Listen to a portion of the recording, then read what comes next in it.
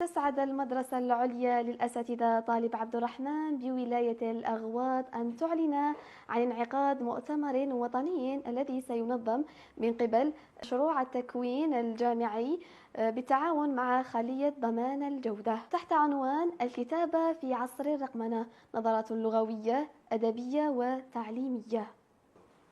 تبرز إشكالية هذا الموضوع الذي سيتناوله هذا المؤتمر من خلال استكشاف الأبعاد اللغوية الأدبية والتعليمية من خلال الكتابة في العصر الرقمي، وقد أدى ذلك إلى تقديم عروض من قبل باحثين جامعيين من مختلف الجامعات الوطنية والدولية، مسلطين الضوء على تأملات حول عدة محاور متكاملة.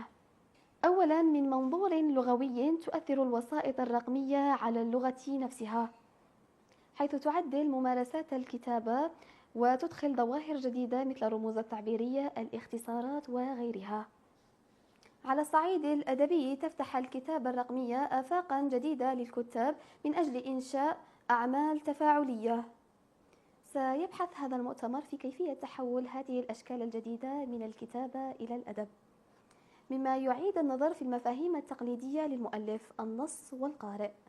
أخيراً، من منظور تعليمي، يطرح دمج التقنيات الرقمية في الكتابة الحديثة تحديات عديدة. سيناقش هذا المؤتمر الاستراتيجيات التعليمية المبتكرة والمناهج التعليمية الفعالة تعليم الكتابة في السياق الرقمي. شكراً لجميع المشاركين والمساهمين في هذا الحدث. نتمنى أن تكون هذه التأملات مثمرة وملهمة.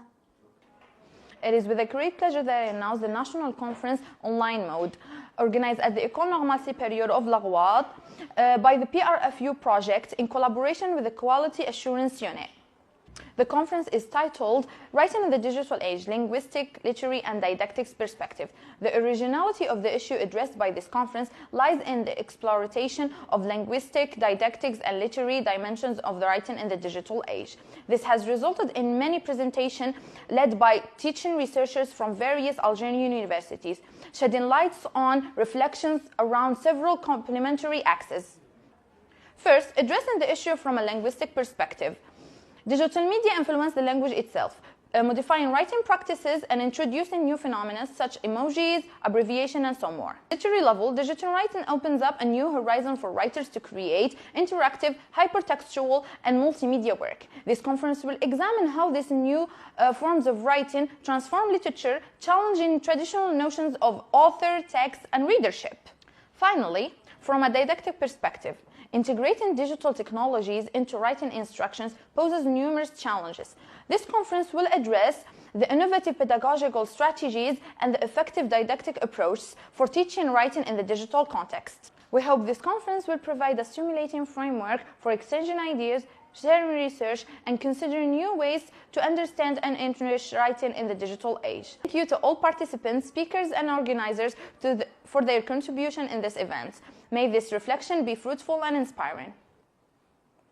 L'École normale supérieure de l'Agouat a l'immense plaisir de vous annoncer la tenue du colloque national en ligne qui sera organisé par le projet PRFU en collaboration avec la cellule Assurance Qualité.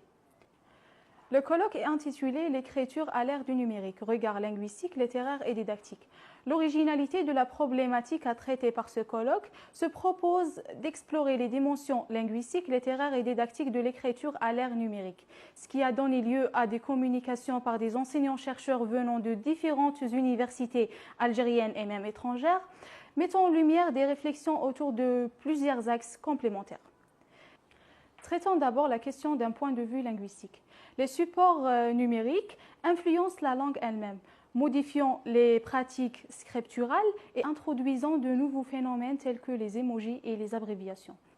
Sur le plan littéraire, l'écriture numérique ouvre de nouveaux horizons aux écrivains pour créer des œuvres interactives, hypertextuelles et multimédia.